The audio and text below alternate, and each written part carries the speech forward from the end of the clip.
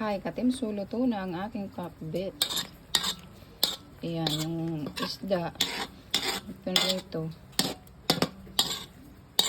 Himay-himay ko maliliit. Para marami. Dami, oh.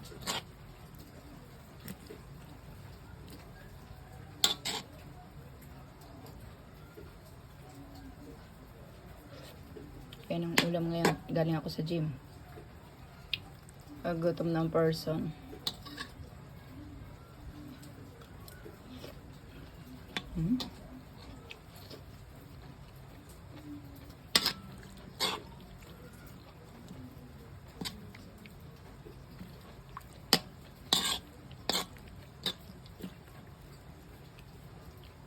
Luto na kayo, katimso.